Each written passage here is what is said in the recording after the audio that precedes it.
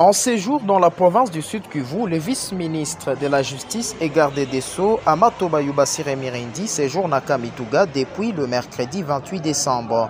Sur place, il s'imprègne de la situation et les conditions de détention et d'incarcération des détenus dans cette maison carcérale, quelques jours seulement après la résurgence de l'épidémie de choléra qui était détectée, faisant une dizaine de morts parmi les détenus en l'espace d'une semaine.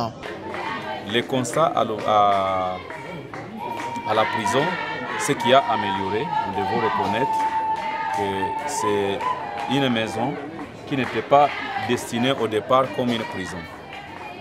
Je vais donner rapport à son Excellence, Monsieur le Premier ministre.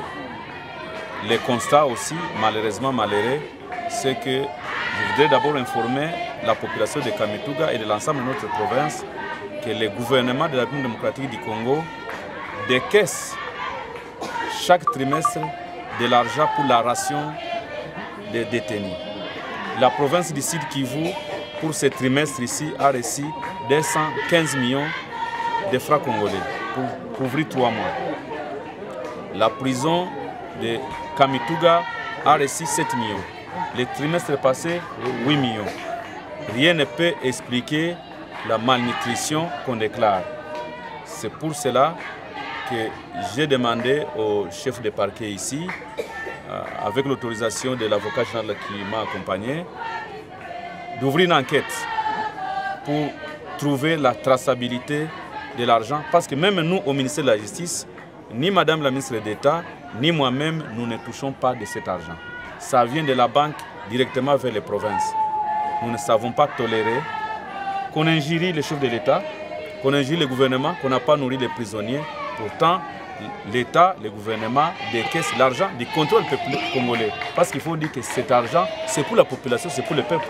C'est eux qui payent les impôts, c'est eux qui payent les taxes. Quand ils sont en difficulté et surtout en prison, nos lois exigent qu'ils soient nourris. Le chef de l'État nous a exigé comme gouvernement, sous le leadership du Premier ministre, d'améliorer les conditions de détention et des conditions de vie dans les prisons. Madame la ministre d'État et moi, nous nous battons pour ça. La province du Sud Kivu a 10 prisons officiellement reconnues.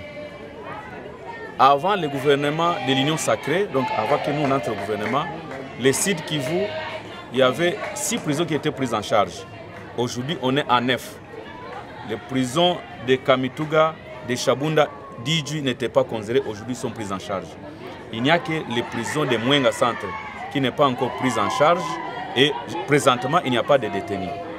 Donc on ne peut pas envoyer l'argent dans pour nourrir des prisonniers qui ne sont pas là-bas. Alors, les rapports de notre constat en ce qui concerne l'état de la prison, nous allons donner rapport à celui qui nous a envoyé en mission, son Excellence Monsieur le Premier ministre. Nous sommes venus voir ce qu'il y a. On va lui donner rapport pour décider.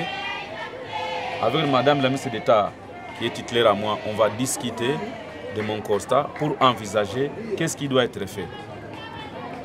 Nous avons demandé aux responsables judiciaires ici sur place d'examiner les prisonniers éligibles à la libération conditionnelle. Là, c'est de la compétence du ministère de Madame la ministre d'État. Elle pourra prendre une décision, mais sur proposition des autorités judiciaires de la place. Généralement, Monsieur le ministre, donc vous pouvez lancer un appel pathétique à tous les responsables des prisons pour qu'ils puissent gérer très bien les fonds vers le gouvernement. J'ai réuni à Bukavu en début de semaine, les lundis, tous les directeurs de prison, tous les gardiens de prison de la province. Je leur ai donné des messages d'alerte, d'inquiétude que nous recevons de la société civile, des journalistes, des défenseurs des droits de l'homme et des autres membres de nos concitoyens sur le fait que la vie dans nos prisons est déplorable. Nous leur avons dit que ce n'était pas normal. Nous leur avons prodigué des conseils. Et nous leur avons dit qu'à la prochaine occasion, on ne peut pas tolérer. On ne peut pas comprendre que le gouvernement décaisse l'argent et qu'il y ait certains qui, apparemment, il y a à s'interroger s'ils les utilisent comme il se doit.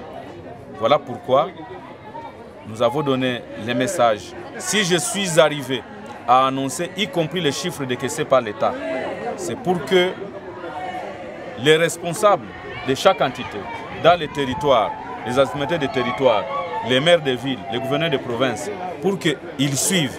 Mais je voulais aussi rappeler que le gouvernement provincial a aussi l'obligation légale d'appuyer les prisons en termes de ration, parce que la gestion est concurrente. Donc, autant le gouvernement central donne les moyens pour nourrir les prisons, autant le gouvernement provincial en a aussi l'obligation. Et c'est même dans les édits budgétaires de la province. Après la visite à la prison, le membre de la délégation du ministre de la Justice se sont rendus à l'hôpital général de référence de Kamituga pour visiter les prisonniers qui y sont internés. Je venais d'être informé que plus de 94 malades sont internés ici, parmi lesquels il y a eu des détenus.